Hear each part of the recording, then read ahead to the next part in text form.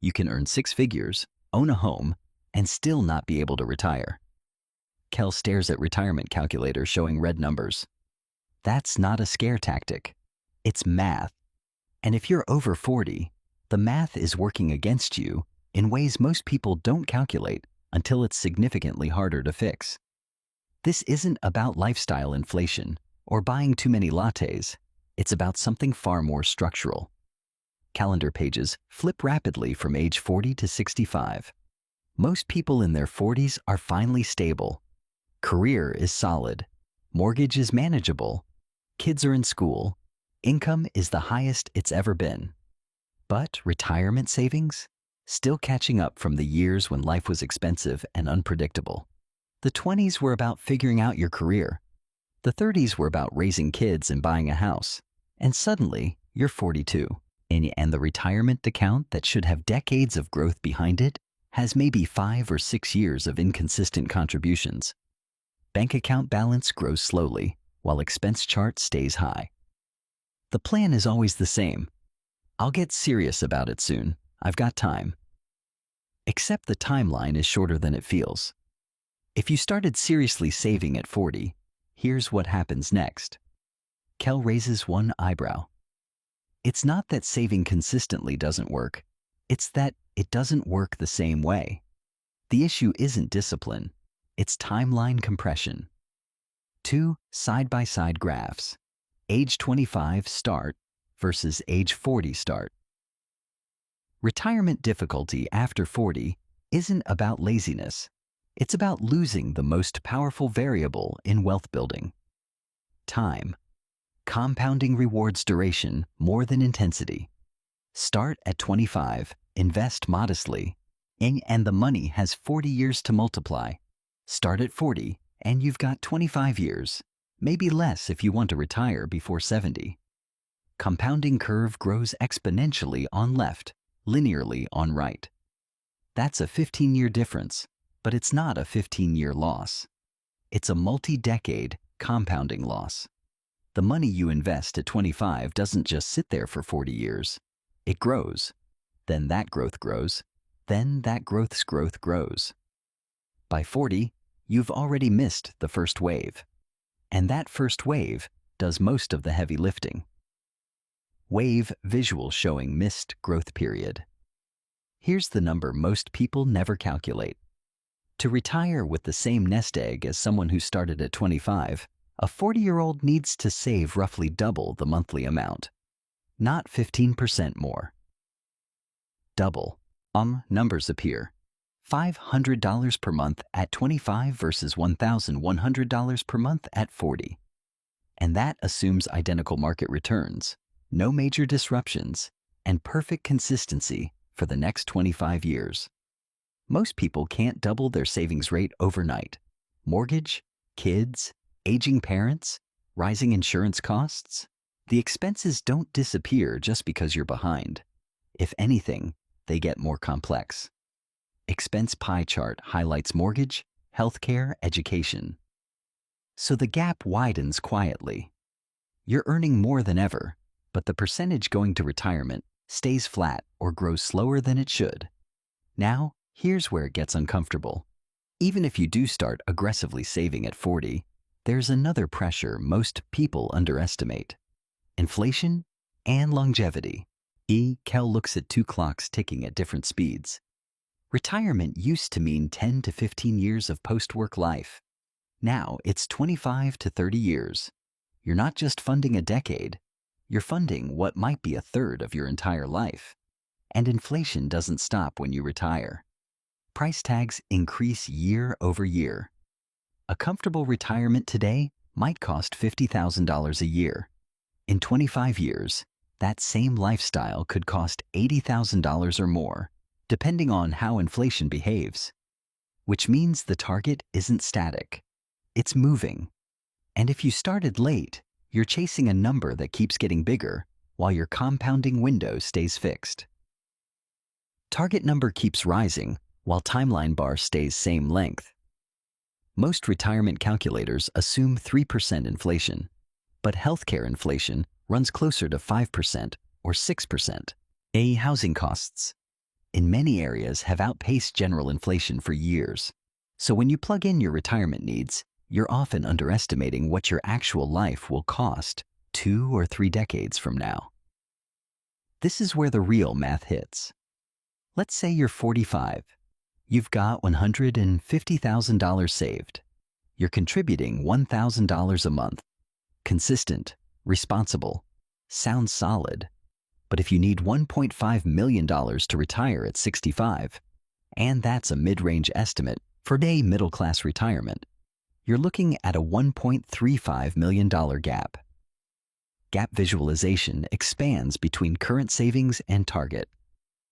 Even with reasonable returns, say 7% average annual growth, that gap doesn't close with $1,000 a month. You'd need closer to $2,500 a month, every month, for 20 years. And that's assuming no job loss, no market crash, right before retirement, and no unexpected medical costs that drain your savings before you even get there. The math isn't impossible, but it's unforgiving. Calculator shows required monthly contributions increasing. There's no room for error, no room for a few years where you pause contributions because life got expensive. And that's the part that makes this so difficult for people over 40. Life doesn't get less expensive. It gets more complicated. So what actually changes the outcome?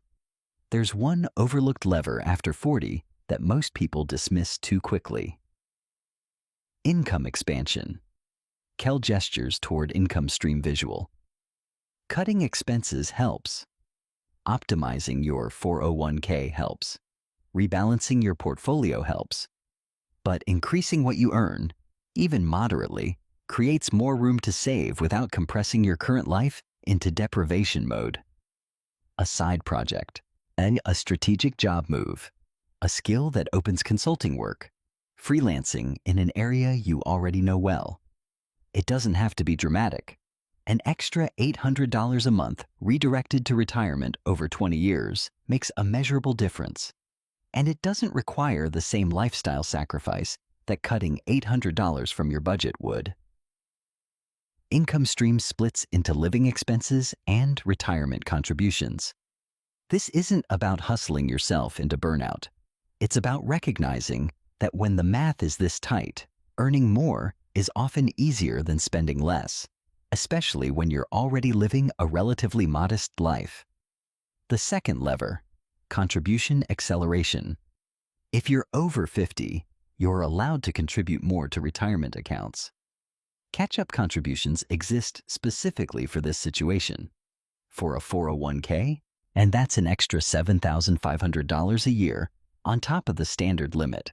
For an IRA, it's an extra $1,000. Bar chart shows contributions increasing after age 50.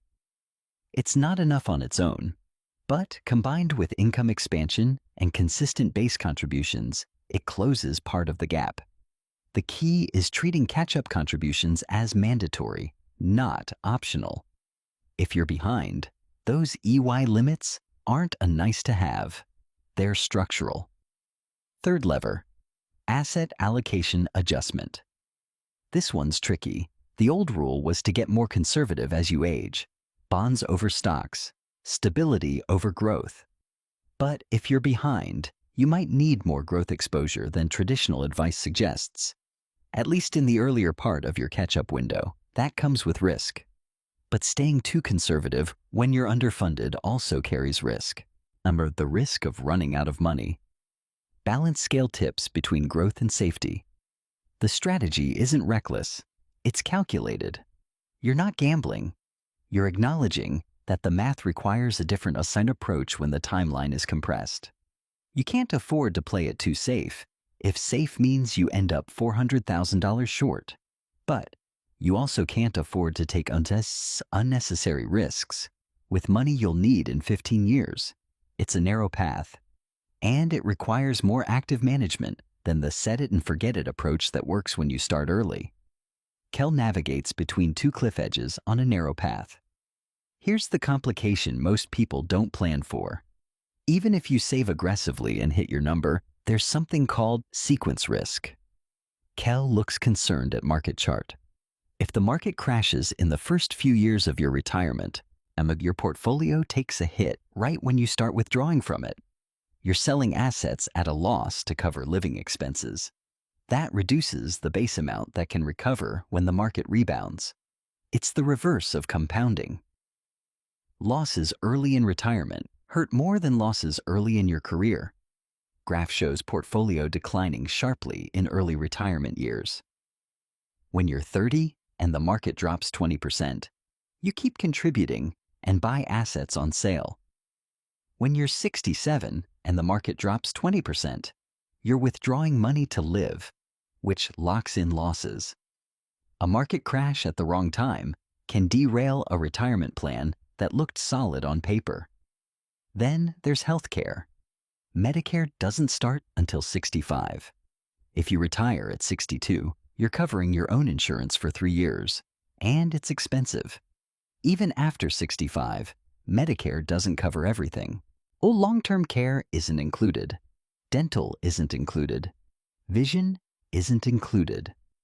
The average couple retiring today will spend over $300,000 on healthcare in retirement. Medical cost bar graph grows taller. That's not part of your daily living expenses. That's a separate bucket. And most people don't build it into their retirement target. They calculate what they need for housing, food, travel, hobbies.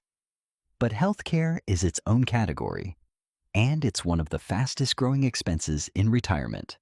So the number you think you need? It's probably low. Target retirement number gets crossed out and replaced with higher number. Add healthcare, add inflation, add a buffer for sequence risk. Suddenly, that $1.5 million target is closer to $1.8 million or $2 million. And if you're starting at 45 with $150,000, the gap just got wider. This isn't about fear, it's about accuracy.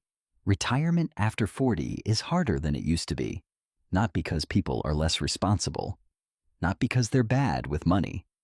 It's harder because the compounding window is shorter, life expectancy is longer, healthcare is more expensive, and the market is more volatile. Kel stands in front of converging pressure lines. Previous generations could rely on pensions. Social Security replaced a larger percentage of pre-retirement income. Healthcare was cheaper. Now you're funding 25 to 30 years of life almost entirely on your own, with less time to build the portfolio that needs to last. But harder doesn't mean impossible. It means you can't rely on autopilot. The strategies that work at 25, contribute a little, let time do the work, don't work the same way at 45. You need more intentionality, more income, more contribution, more precision in how you allocate. Strategy flowchart branches into multiple actions. Saving consistently isn't enough if you started late. You need to save aggressively and strategically. Home equity is not a retirement plan. It's an asset, but it's not liquid income, and downsizing in retirement is harder than people expect. House icons separated from retirement income streams. You have to sell. You have to move. You have to find a cheaper place in a market where cheaper places might not exist in the area you want to live. And even if you do downsize, the equity you pull out needs to last decades. The gap is real, but the gap is also solvable if you're honest about the math. What changes if you start today instead of next year? 1 year of contributions at 45 isn't just $12,000 or $15,000, and it's that amount plus 20 years of compounding. Delaying 1 year costs you closer to $35,000 in future value. Calendar page turns, dollar amount increases with each month. Delay 2 years, and you're looking at $70,000 or more in lost future value. The math is neutral. The timeline is not. You can't add years back to your compounding window, but you can maximize the years you have left. Kel looks forward calmly. That means higher contributions, strategic income growth, smarter allocation, and accepting that the path to retirement after 40 looks different than it does at 25. It's not about perfection. It's about precision. Every dollar you save now has less time to grow, which means every dollar matters more. Retirement isn't getting harder because of personal failure. It's getting harder because of time. And time doesn't reward delay. Kel turns toward a timeline stretching forward. The question isn't whether you're behind. The question is what you do with the years you still have.